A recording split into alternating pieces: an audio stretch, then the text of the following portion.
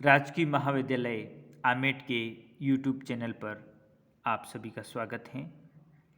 आज हम विमर्श करने जा रहे हैं BCom second year EFM subject में paper first money and financial system के बारे में।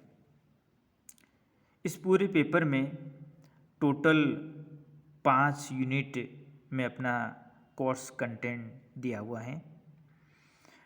इसमें से पहली यूनिट मनी के बारे में है। तो मनी क्या है, इसके बारे में आज अपन चर्चा करेंगे। मुद्रा का आविष्कार कब, कहाँ और कैसे हुआ, ये स्पष्ट रूप से बताना संभव नहीं है।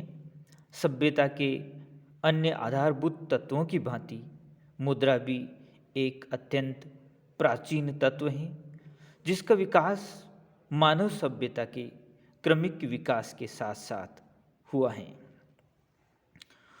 मुद्रा शब्द मनी की उत्पत्ति लैटिन भाषा के शब्द मोनेटा से मानते हैं। मोनेटा रोम की देवी जूनो का नाम है, जिसे धन की देवी के रूप में माना जाता है। रोम में प्राचीन काल में जूनो देवी के मंदिर में सिक्के डाले जाते थे।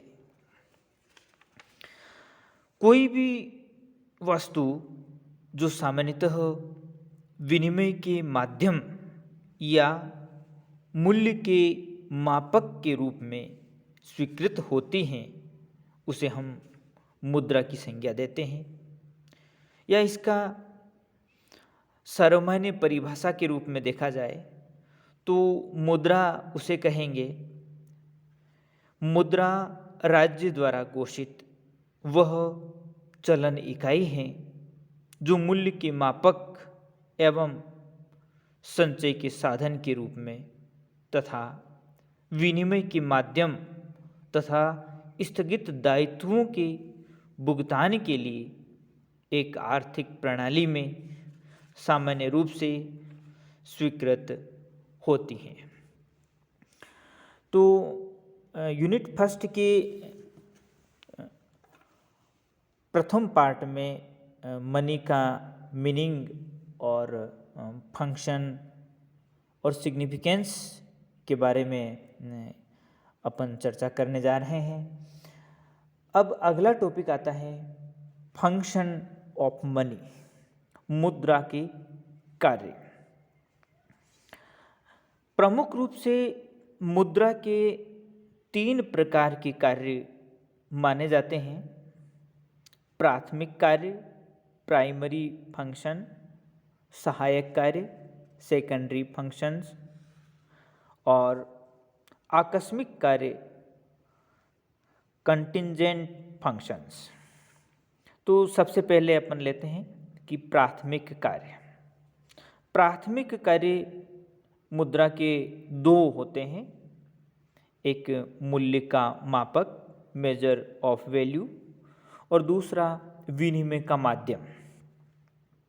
मूल्य का मापक जिस प्रकार वस्त्र को मीटर में, द्रव्य को लीटर में, वजन को किलोग्राम में मापा जा सकता है, उसी प्रकार वस्तुओं तथा सेवाओं के मूल्यों को मुद्रा में मापा जा सकता है।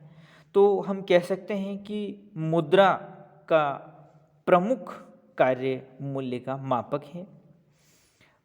इसी तरह से प्राथमिक कार्यों में दूसरा कार्य है विनिमय का माध्यम। वस्तु विनिमय के दोषों के निराकरण के लिए ही मुद्रा का उद्भव हुआ है। विनिमय के माध्यम के रूप में मुद्रा ने विनिमय को स्थान तथा समय निरपेक्ष बना दिया है तथा विनिमय की स्वतंत्रता में वृद्धि की है। अब इसका दूसरा कार्य आता है सहायक कार्य। सहायक कार्यों में भी 2 प्रमुख सहायक कार्य माने गए हैं। पहला, स्थगित भुगतानों का आधार। वर्तमान में किए गए सौदों के लिए जब भविष्य में भुगतान किया जाता है तो उन्हें हम स्थगित भुगतान अथवा साख आधारित भुगतान कहते हैं। मुद्रा स्थगित भुगतानों के आधार के रूप में महत्वपूर्ण कार्य करती हैं। दूसरा इसका सहायक कार्य माना गया है मूल्य का संचय। मुद्रा को लंबी अवधि तक रखने पर भी इसके गुणों में कोई कमी नहीं आती, जो मूल्य संचय की एक अनिवार्य आवश्यकता है। तो मुद्रा सामान्य स्वीकृति के रूप में क्रय शक्ति का प्रतिनिधित्व करती हैं, अतः यह मूल्य संचय का उत्तम माध्यम है। इसके बाद इसका तीसरा कार्य आकस्मिक कार्य माना जाता है। उसमें पहला है संपत्ति को तरलता प्रदान करना। मुद्रा को संपत्ति में तथा संपत्ति को मुद्रा में आसानी से परिवर्तित किया जा सकता है। मुद्रा की इस कार्य ने आर्थिक जगत में पूंजी के विनियोजन तथा विनियोग अवसरों से लाभार्जन को अधिक सरल बनाया है। तरलता के इसी गुण के कारण केन्स के अनुसार व्यक्ति सुरक्षा, सौदा तथा सट्टा उद्देश्य से मुद्रा को सदैव अपने पास रखता है। आकस्मिक कार्यों में अगला आता है साख व्यवस्था का आधार। मुद्रा साख का प्रथम सोपान है, क्योंकि सभी साख विपत्र मुद्रा पर आधारित होते हैं। साख आधुनिक व्यापार जगत का आधार है तथा मुद्रा के अभाव में इसकी कल्पना भी नहीं की जा सकती है। इसके अलावा आकस्मिक कार्यों में कुछ कार्य और भी अलग अलग विद्वानों ने बताए हैं, जैसे राष्ट्रीय आय का मापन व वितरण, सीमांत विचारधारा की क्रियाशीलता।